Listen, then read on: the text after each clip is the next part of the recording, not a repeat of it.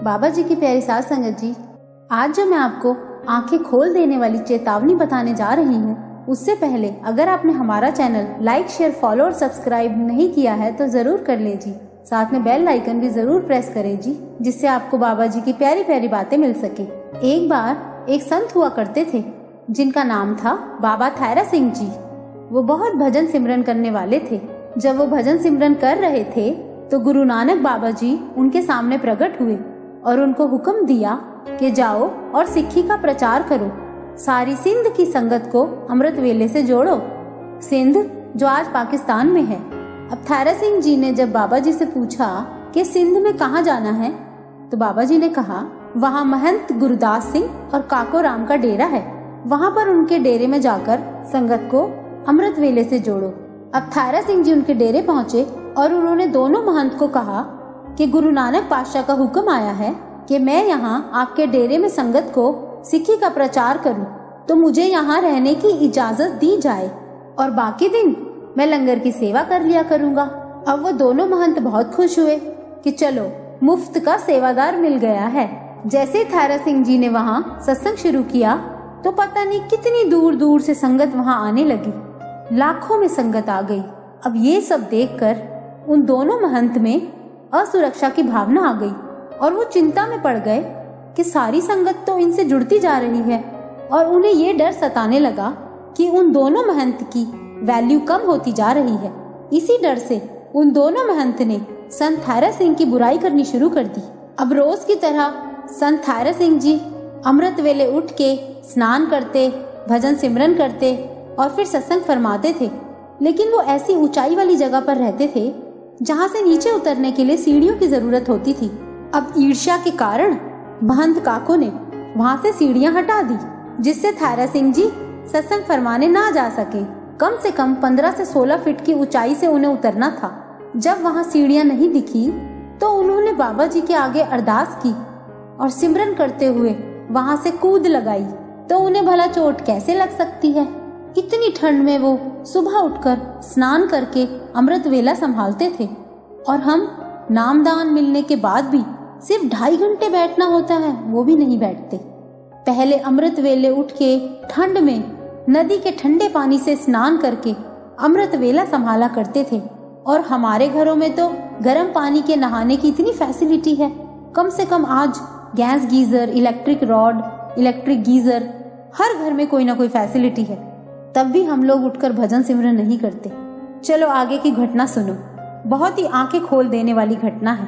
अब संत थायरा सिंह जी स्नान करके भजन सिमरन करके सत्संग फरमाने पहुँचे तो ये देखकर महंत काको सिंह को चिंता सताने लगी कि मैं इनको रोकूं कैसे। अब ईर्ष्या की हद तो देखो कि महंत काको ने एक बिल्ली को मारकर पंडाल में फेंक दिया और सारी संगत, सारे शहर में खबर फैला दी कि संत थायरा सिंह ने बिल्ली मार दी। अब बात पंचायत तक पहुंच गई। अब पंचों ने पूछा कि थायरा सिंह जी अब आप ही बताओ, क्या बिल्ली आपने मारी है? तो थायरा सिंह जी ने हाथ जोड़कर कहा कि मैं सच कहता हूँ, बिल्ली मैंने नहीं मारी। मैं तो सोच में भी ऐसी बात नहीं ला सकता, मारना तो दूर की बात है। लेकिन महंत काको बीच में ही बोल पड़ा कि मैंने अपनी आंखों से थायरा सिंह को बिल्ली मारते हुए खुद देखा है। अब पंचों ने थायरा सिंह से कहा कि अगर तुम गुरु ग्रंथ साहिब जी पर हाथ रखकर कसम खा लो कि बिल्ली तुमने नहीं मारी है तो हम मान लेंगे, और अगर काको सिंह हाथ रखकर कसम खा ले कि इसने थायरा सिंह को बिल्ली मारते हुए देखा है तो हम मान लेंगे। अब ये बात सुनकर संत थायरा सिंह बोले कि मैं ग्रंथ साहिब जी पर हाथ रखकर कसम नहीं खाऊंगा, मेरी बात पर विश्वास है तो मानो, पर मैं गुरु ग्रंथ साहिब जी पर हाथ रखकर कसम नहीं खाऊंगा। अब साध संगत जी ध्यान से सुनना, ऐसा उन्होंने क्यों कहा? ऐसा उन्होंने इसलिए कहा क्योंकि गुरु गोविंद सिंह जी के 52 वचनों में एक वचन ये भी था कि जो आदमी बात बात पर कसम खाता हो तो उसका कभी विश्वास मत करना। अब गुरु गोविंद सिंह जी ये बात लिख के गए हैं तो अब खुद ही सोचो, इतनी बड़ी बात जो रब ने खुद लिख दी तो उनके लिखे शब्दों में कोई तो राज होगा। और इधर महंत काको ने गुरु ग्रंथ साहिब जी पर हाथ रख के एकदम कसम खा ली कि उसने थायरा सिंह जी को बिल्ली को मारते हुए अपनी आंखों से देखा है। अब महंत काको के कसम खाते ही पंचों ने फैसला सुना दिया कि संत थायरा सिंह की सजा यही है कि उन्हें ये गांव छोड़कर जाना होगा और हरिद्वार जाकर गंगा स्नान करके गायों को चारा खिलाना होगा, तभी उन्हें इस सजा से मुक्ति मिल पाएगी।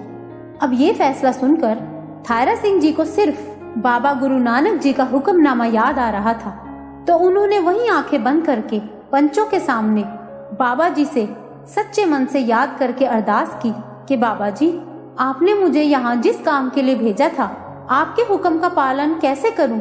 मुझे तो यहाँ गांव से निकाला जा रहा है। और याद करने की देर थी कि वही चमत्कार हो गया और वो 2 दिन से मरी हुई बिल्ली जिंदा हो गई। वहां सारे हैरान हो गए। अब बाबा जी के प्यारे सेवादार के लिए तो रब को खुद आना ही पड़ता है। और ये सब नजारा देखते हुए महंत काको भी शर्म के मारे पानी पानी हो गया, क्योंकि उस महंत ने इतने पहुंचे हुए संत की निंदा की तो उसका हिसाब अब उसको देना ही होगा।